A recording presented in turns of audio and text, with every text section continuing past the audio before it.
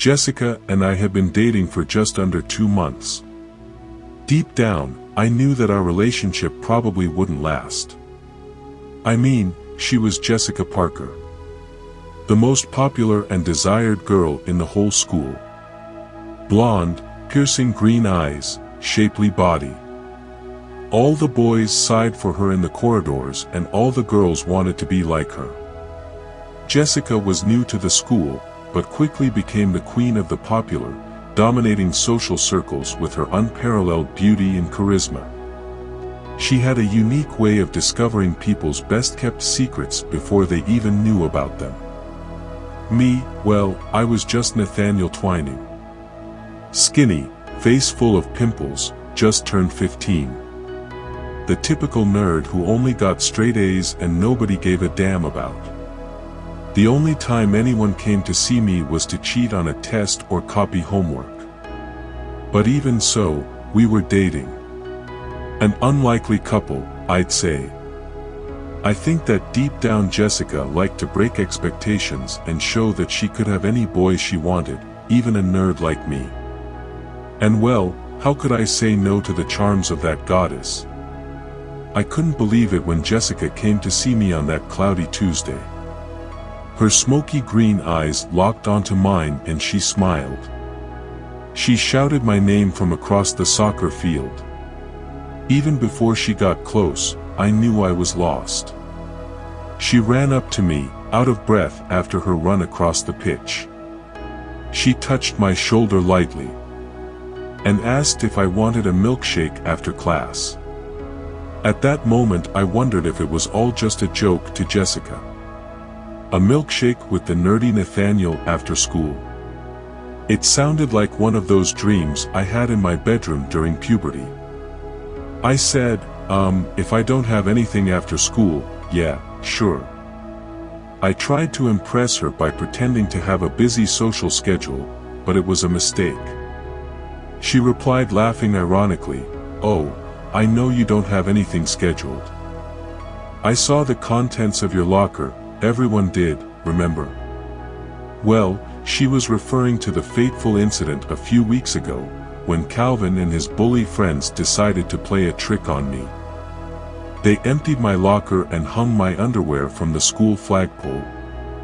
It was a complete embarrassment. What a fucking day that was, Jesus. But of course Jessica remembered it. At the time, she just watched from afar and laughed with her friends. Now we were dating and she still never missed a chance to remind me of it. I sighed awkwardly. Jessica loved to remind me how unpopular I was. Maybe dating the most popular girl in school wasn't going to be everything I imagined. How silly of me. But still, it was Jessica Parker asking me out. And I couldn't refuse, no matter what humiliations lay ahead.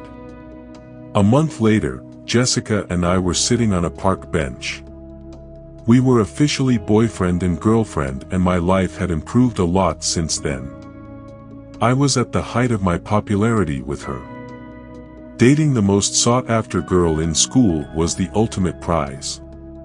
Calvin had stopped being a jerk to me and I even got a less jerk nickname, Nathan. That afternoon, Jessica and I laughed about a prank I had pulled on Mr. Windrenning, something that the old Nathaniel would never have had the courage to do, but that the new Nathan found amusing. I was thinking that things couldn't be better.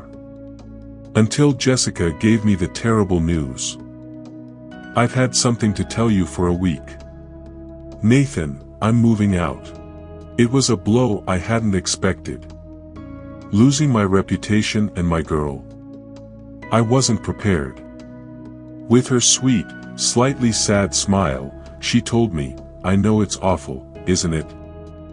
I'll have to charm a new group at the next school to make me their queen, but I'll never find another guy like you, Nathan."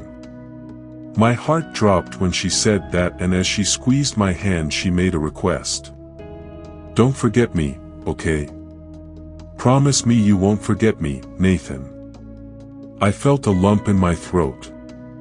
I promised I would never forget her while holding back my urge to cry like a baby. Jessica looked away, thoughtful, gave me one last kiss, got up and walked away across the park, bathed one last time in the glorious sunset of the twisted trees while I admired my goddess, my teenage crush, leaving me forever. I never saw her again after that day. 10 years had passed and I had completely forgotten about Jessica. Now I was in a new relationship, engaged to the woman who carried my unborn child. I was thrilled. Diane was everything I had ever wanted: beautiful, intelligent, funny and artistic. She was more than just my fiancée, she was my best friend. We had been together for 2 years and had known each other for 3. My brief fling with Jessica in high school was nothing like the deep connection I had with Diane. Jessica was my first love, it's true. At the time, I thought my life would end when she moved away.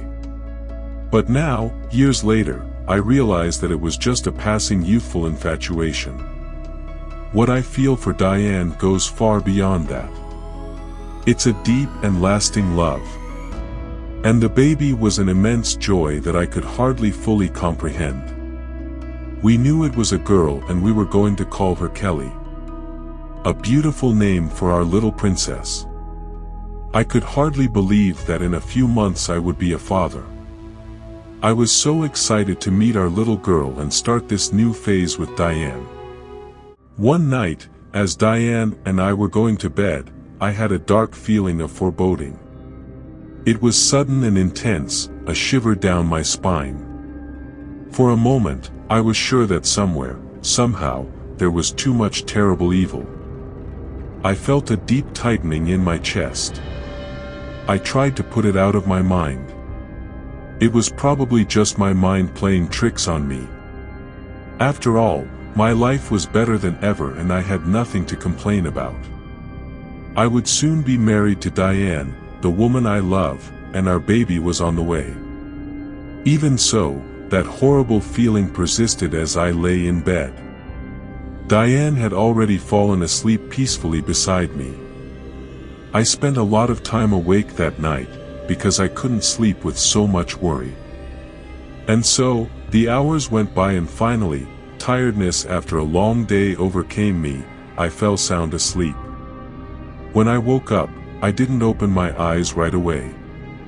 I stretched out my arm, looking for Diane's warmth on the bed. But all I found was the damp, sticky sheet. Opening my eyes in fright, I stared in horror at my fingers soaked in the pool of blood that stained the white sheet where Diane lay. I got up desperately trying to understand what had happened. The scene I saw was inexplicable. The whole room was stained with blood, organs, viscera, limbs and pieces of torn flesh were scattered everywhere in a grotesque scene. Not even a wild animal would leave someone in that state. I immediately fell to the floor in tears, unable to believe my eyes. I had lost part of myself in that room. In fact, someone had taken part of me. I was consumed by rage. I stood up in an impulsive act of revenge when I fixed my gaze on the wall where there was a message that made me lose all that feeling of rage inside me, something that brought me to my knees before I collapsed on that blood-stained floor.